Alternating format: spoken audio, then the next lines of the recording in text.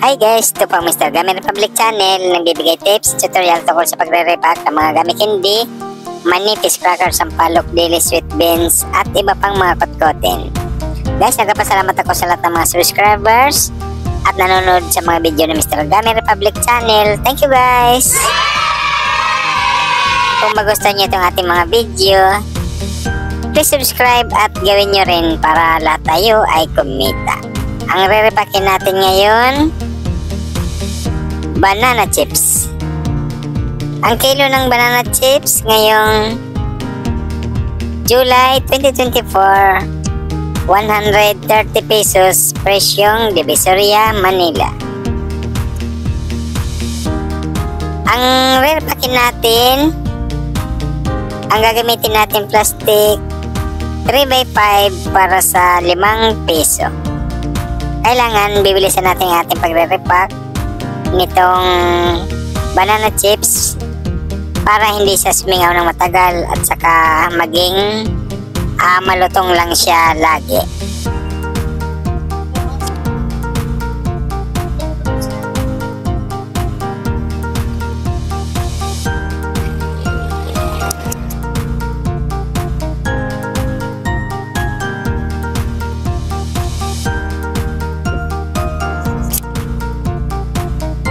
Guys, kung gusto niyo magtinda nitong banana chips,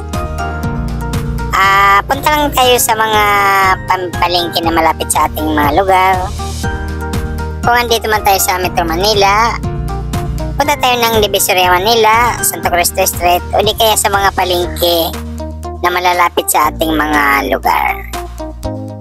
Mas maganda tayo mismo ang pupunta sa mga pamilihan. Kailangan doon tayo pumunta sa mga pwesto ng mga wholesaler o mga wholesale para mas makatipid tayo ng mga presyo na ating mga bibilin. Kailangan tayo mismo ang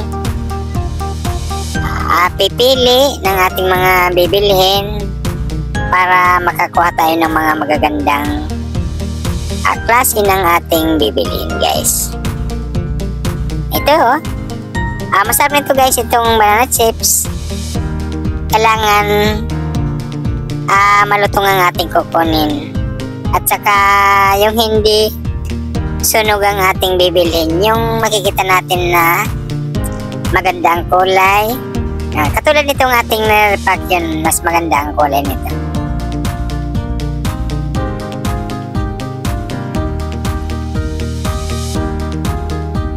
Yan lang guys, kung pwede naman tayo mag-umpisa nito sa konting punan lang muna para pwede tayong bumili ng mga tig-1 kilo muna para masubok natin kung alin ang mabili sa ating mga lugar kung saan man tayo pwedeng magtinda ng mga ganitong mga kotkoting, guys.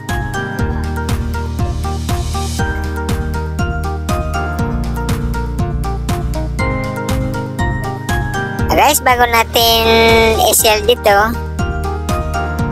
kailangan bibilangin muna natin kung magkano ang ating mga puhunan at saka kung magkano ang ating gustong tubo. Depende na sa inyo guys kung magkano presyuhan ang inyong gustong pagbenta nitong mga kotkotin. At kailangan bibilangin muna natin ang papuhunan kung magkano ang ating mga pagbili ng mga bawat kutkutin nating ititinda, guys. Yan ito ang ating paglalagyan nito, guys. Stapler lang natin to sa mga karton. Mamaya makikita natin to kung ang ating pag-stapleran ay karton ng cake. Yung mga cake na dilaw o yung cake na pula na binibili natin pag may mga birthday tayo. Yan ang aking pinaglalagyan nito. Kasi mas mga matitibay itong mga karton na yan. O ganyan lang guys, kailangan na pag inilagay natin to sa ating pagbabalutan, pwede naman natin yan bawasan o dagdagan bago natin i-sealed ang mga ganyang kotkoting guys na ating bibilhin.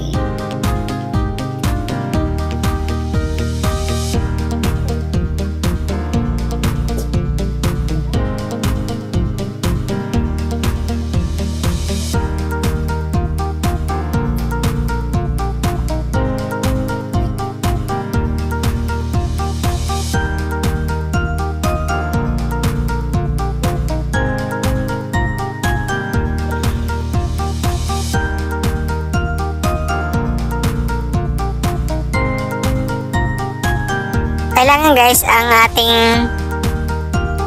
pagre-repakan nito, yung mga plastic na makintab.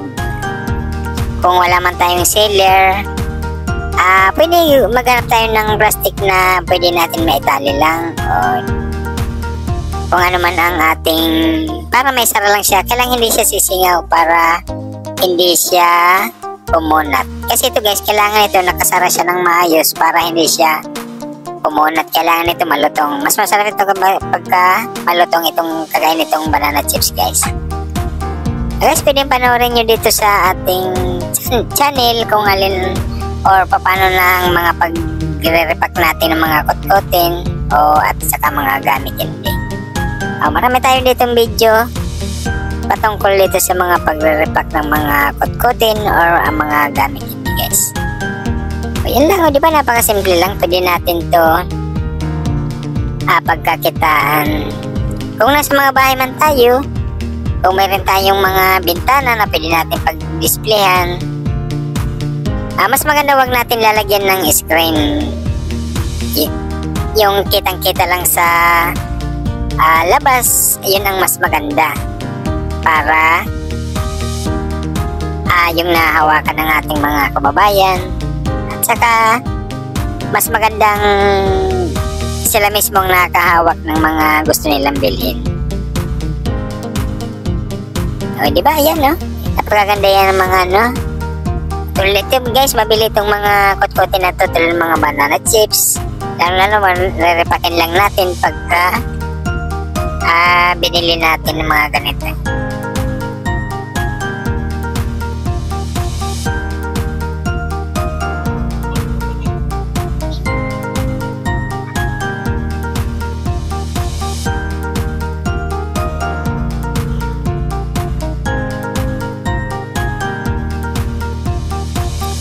Guys, ang gagamitin natin, karton lang yan ng cake. Lalagyan lang natin ng alambre sa dulo para ating pagsasabitan. Ang ating paglalagay nito, magkabilang gilid lang yan guys. Para mas marami tayong may lagay at saka maganda tingnan. Yan nakatabing ipagilid ang ating paglalagay niyan para mas marami tayong mailagay ng mga kotkotin o ano mga ating mga stapler. Ayan, di ba napakasimple lang? Yan, kahit nagkatrabaho tayo guys, pwede natin itong gawin mga pagtitinda ng mga kotkotin at saka ialok natin sa ating mga kakilala o mga kababayan natin.